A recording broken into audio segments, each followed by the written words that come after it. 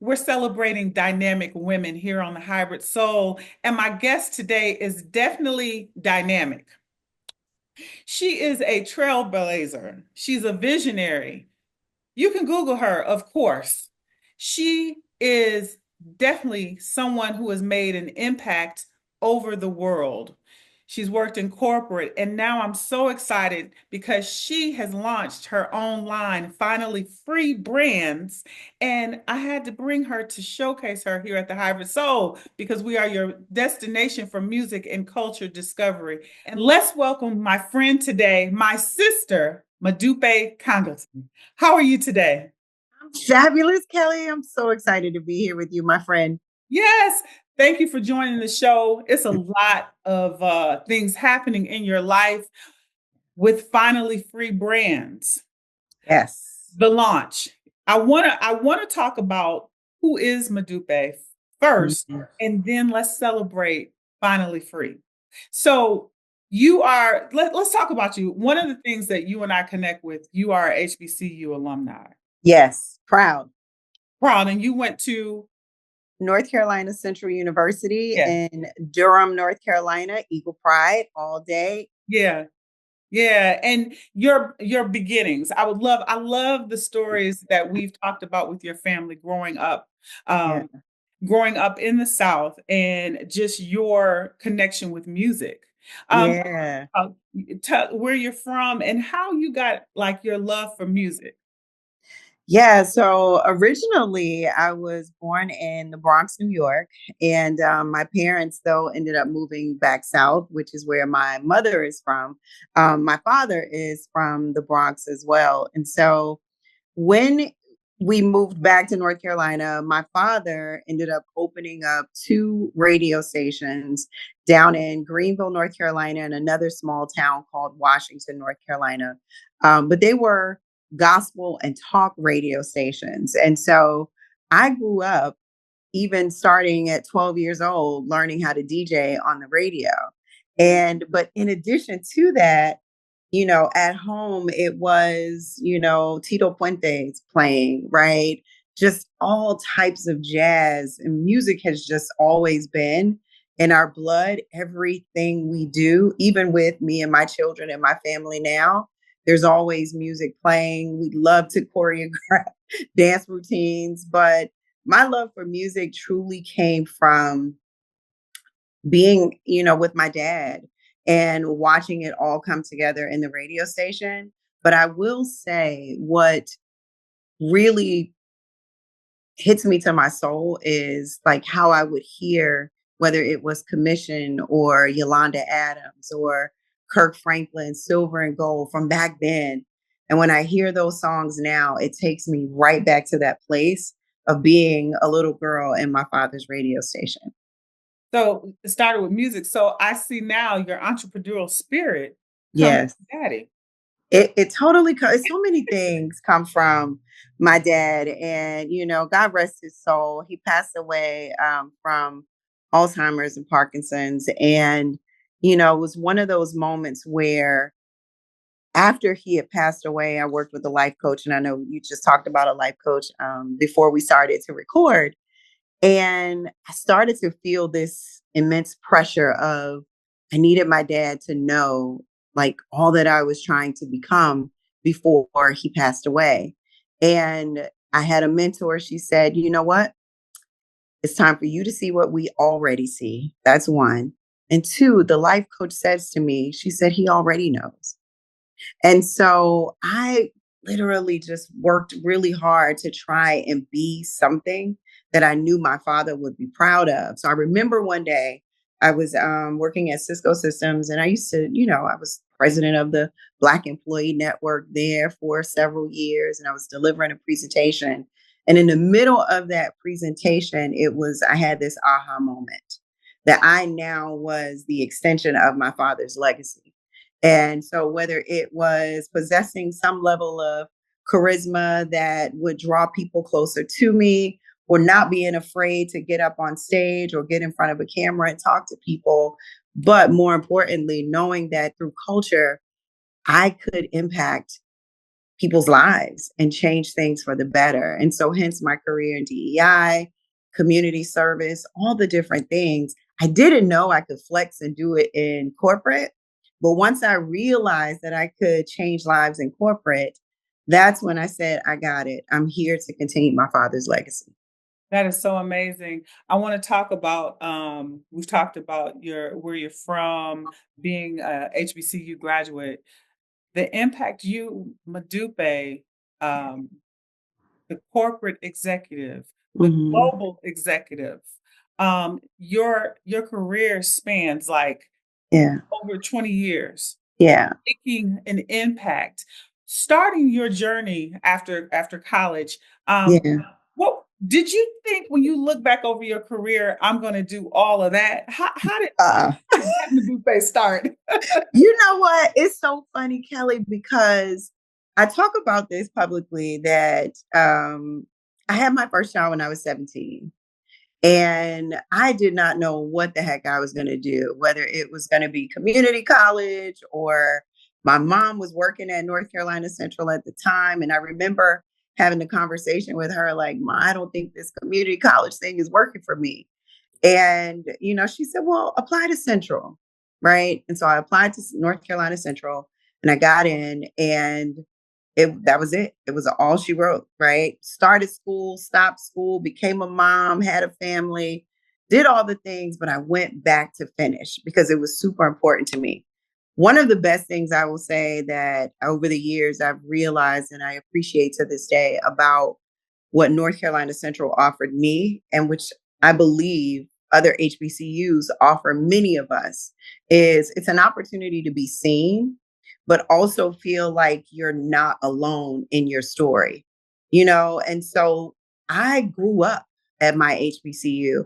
I was allowed to be as creative as I wanted to.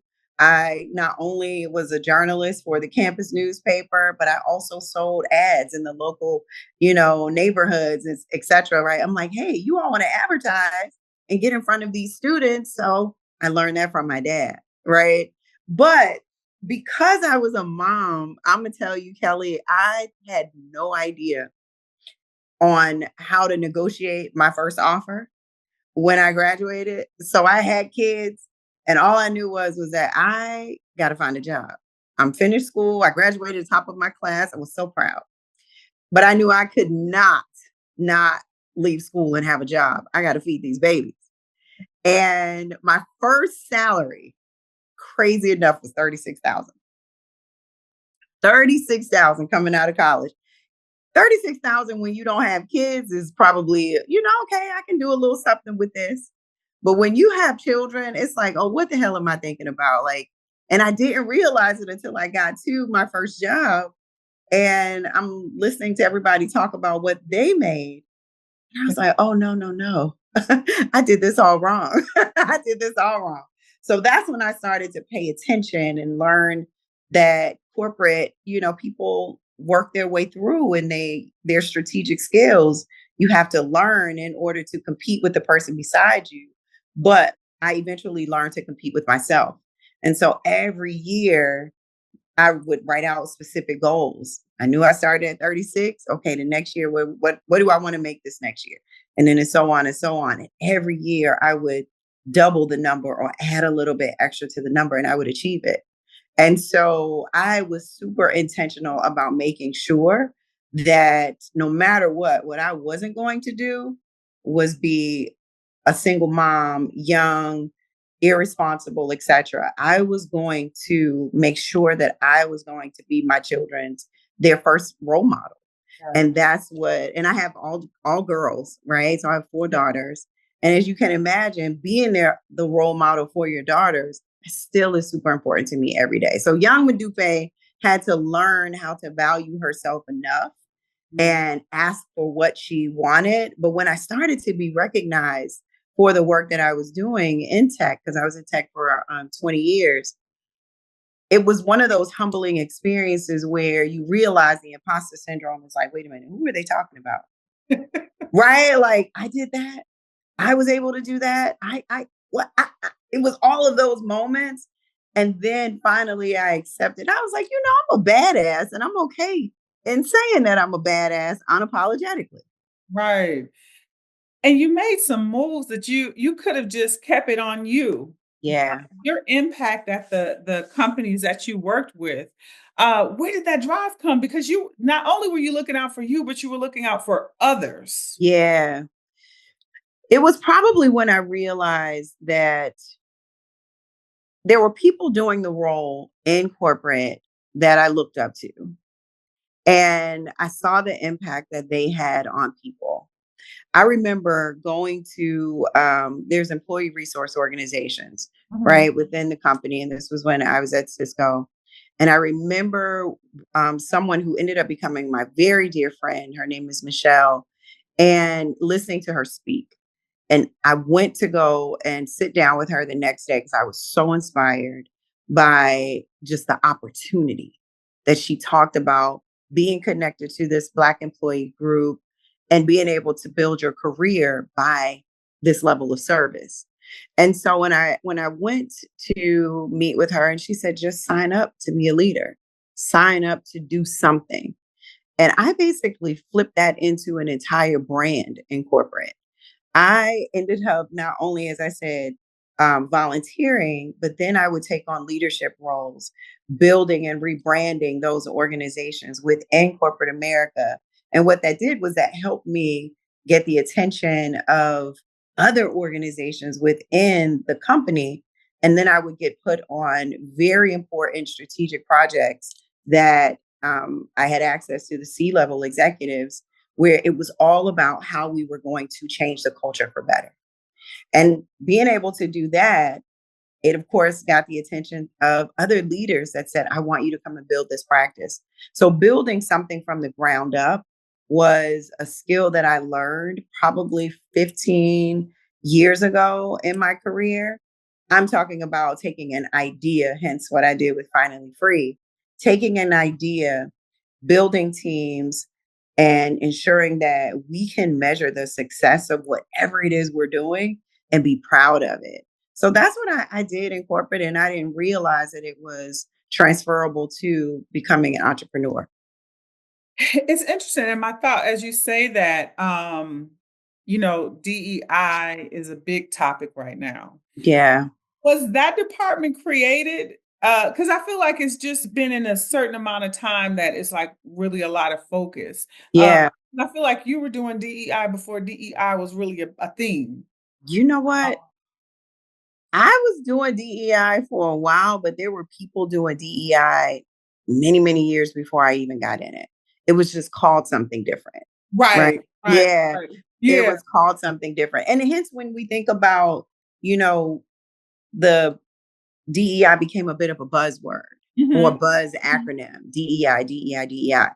But people really don't know exactly what it means unless you are in corporate America. The rest of the world really doesn't understand what it is. And I get it because if I wasn't in corporate, I probably wouldn't know what it is either. Right. And I always keep it simple for people where it's diversity is representation, equity is fairness, inclusion is making sure people feel valued, seen, and respected in the workplace. And if you think about whether it's called DEI, Mhm. all of those things still matter Yeah. and it has to continue. And so that's where we're now in that space of, well, what's going to happen to DEI? To me, the smoke in the city will clear and everyone will look up and realize that if we don't continue to create spaces where people feel as though they belong, you will continue, people will exit the workplace and constantly seek an environment where I can be myself. I can feel free. I can, know that my opinion is respected in the room. We don't have to agree, but my opinion is respected. So all of that work still continues. But yeah, I've been doing DEI for 8+ years. And as I said, there have been people who were doing it long before me. Yeah.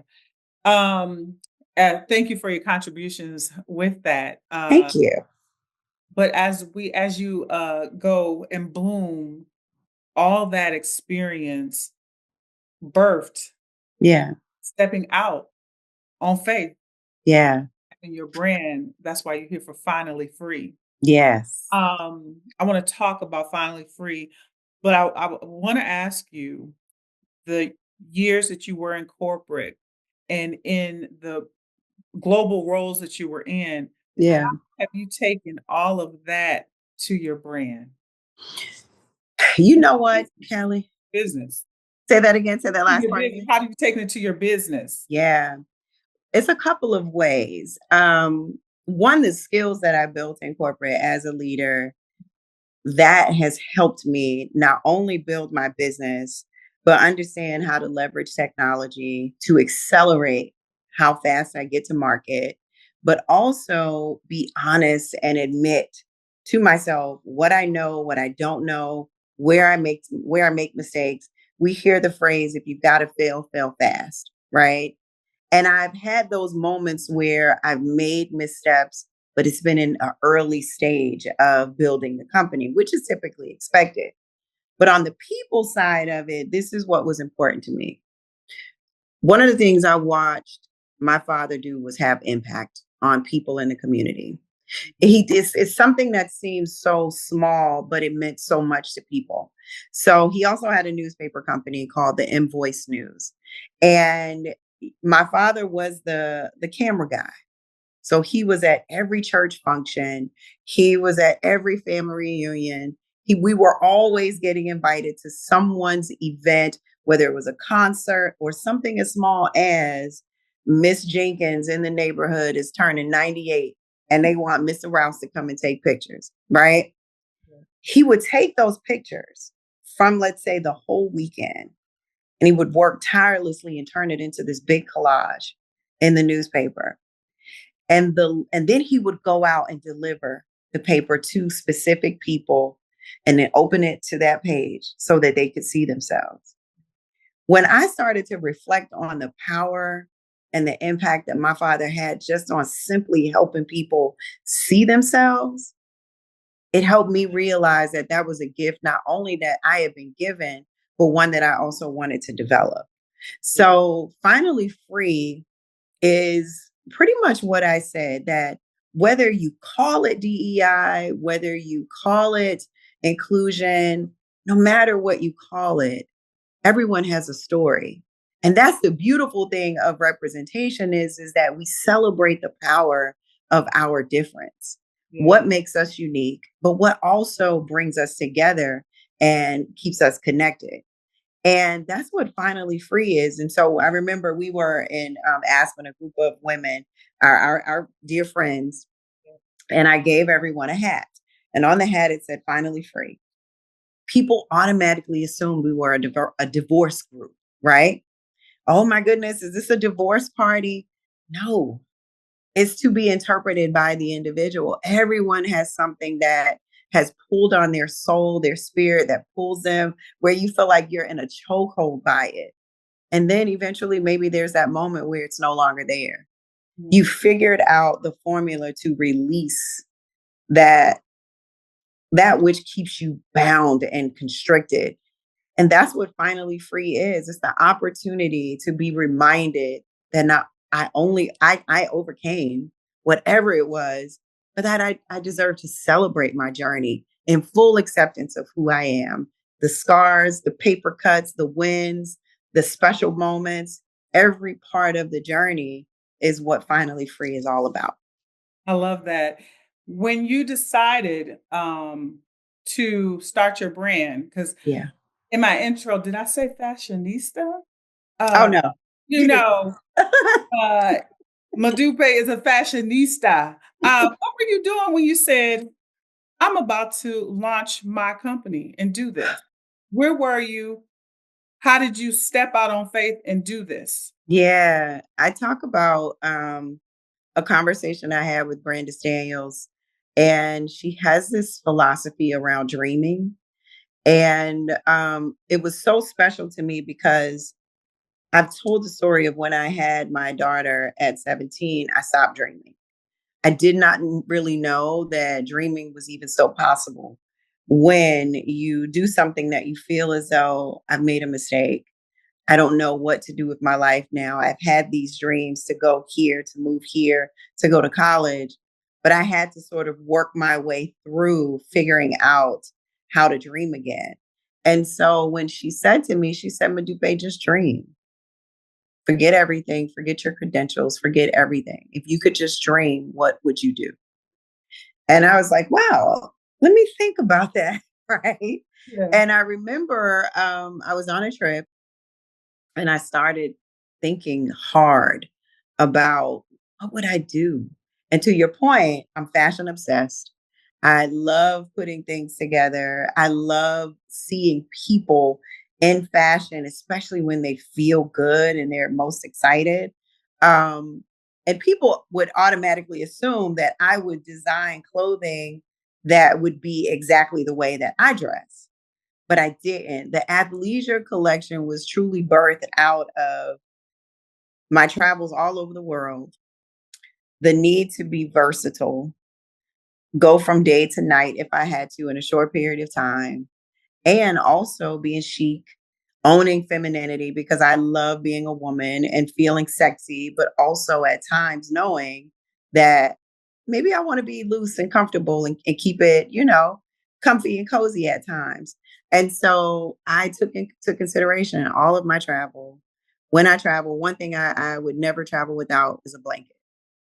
And so when I thought about the hoodie, because it's hoodies and pants to match with bodysuits and um, hats that have silk linings on the inside, because we know we got to protect our hair and our edges and everything, because I love a ball cap. But the inside of the hoodie feels like a blanket. It So does. whether you're traveling or you're doing a Netflix and chill, or you got to run and pick your kids up from the school, it's you're cozy. You're cozy in it. And the last thing I'll say is now let's say, for instance, you get that call and someone says, hey girl, you want to go to brunch? I sure do. Let me take this hoodie off. And now I got this cute bodysuit on. I can taper my pants, right? To make it a little bit more chic. I got a pair of heels in the back that always stay in there. Now I can flip it up and I'm brunch ready. I love it. What have you learned about Modupe for this launch? Because it's just started. Ooh, Kelly, oh, that's a good one. This is what I learned about me.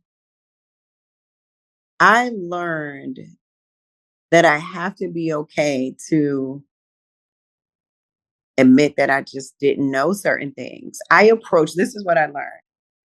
I approached walking into this space like I would approach anything in corporate America.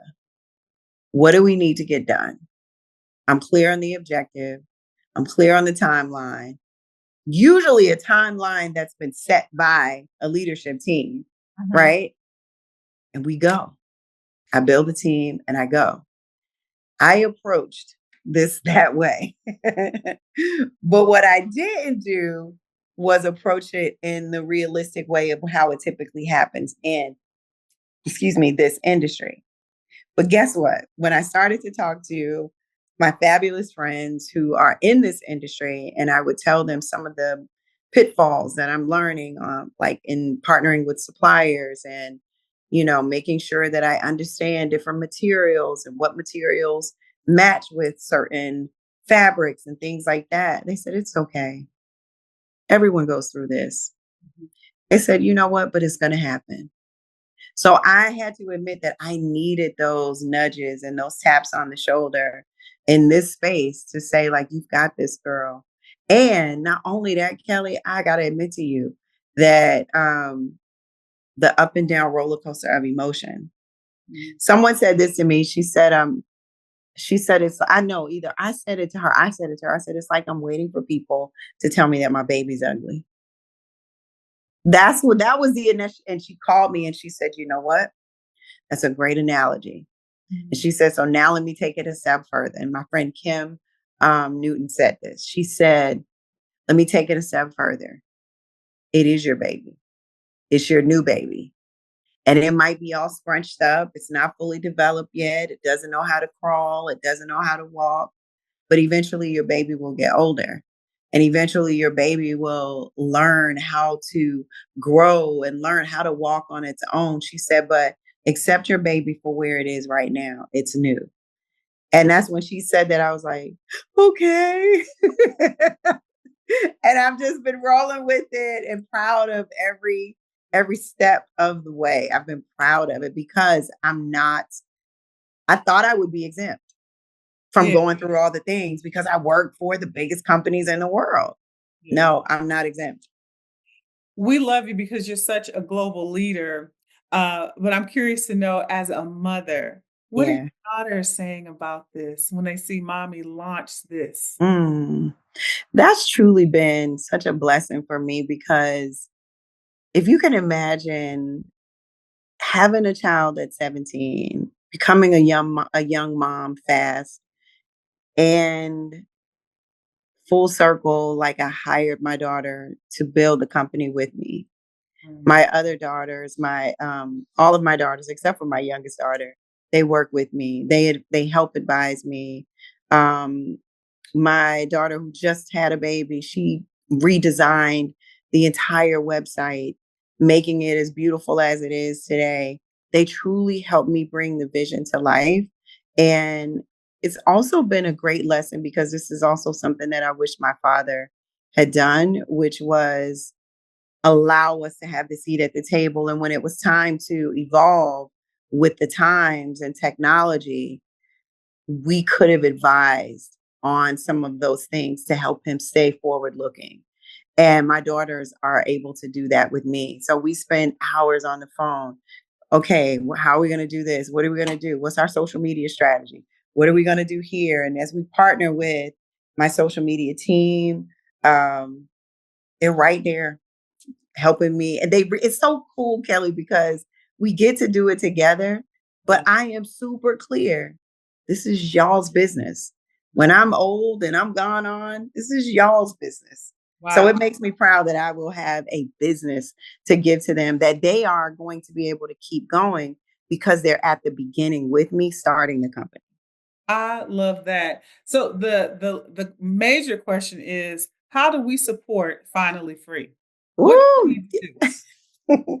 well, I will say first, please follow Finally Free Brands on Instagram, Finally Free Brands on TikTok, as well as on Facebook.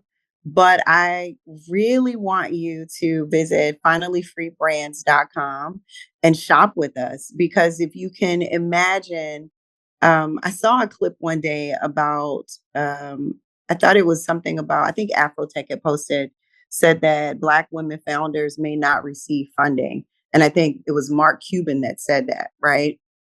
I'm bootstrapping this. I've built this business from scratch. I've invested in myself. And I feel as though whether it's our community or communities of women, we know what it takes for us to be able to build something that we can leave to our children. And so my ask is that you all support this grassroots bootstrapped Yeah. brand and quality. I feel as though my brand is synonymous with quality. And so I think you all will be as proud of the product as I am. I love that. And my last question to you, what is the fun part of this time in your life right now? Ooh, Kelly, my friend Kelly. I would say the fun part of this is just owning who I am. And I feel like when you own who you are, it's those moments where you can think to yourself, like, I'm up at 2 a.m. Okay, I guess I'll just stay up at 2 a.m. Yeah. Right? Okay, maybe I need a nap at, 7 p.m. because I was up at 2 a.m. It's owning every aspect of who I am, owning that I might have a day where I'm super emotional, owning the fact that I'm excited for what's possible, but I'm also nervous as hell and scared. And I'm doing it all. But the biggest thing I would say is that because of the acceptance of who I am as a woman, full femininity, and believing that I am in love with me, I believe I will receive love differently Mm. from the world, from the people, from whomever in my life is loving me. I will receive it differently because of how I feel about myself. Yeah, I love that. I'm like, Ashe, Ashe. Yes, I want to congratulate you one more time for finally free brands. Another Yes. brand that we can support, wear and feel cute and sexy and fun. Yes. I love this brand. You'll see more. I was just looking at the logo as you talk, like, I really love this brand. Yes. Thank you just for being the woman that you are, the person that you are, continuing to inspire and motivate people. Yes. And I just love that you are unapologetic on what you're doing. And I love you. We support you. Please support Finally Free Brands. Thank you for letting us discover you. And Mm. my guest, my sister, I love you so much. Modupe Congleton, CEO, founder of Finally Yes. Friends. It's the Hybrid Soul with Kelly Kinkaid, your destination for music and culture discovery. Until next time.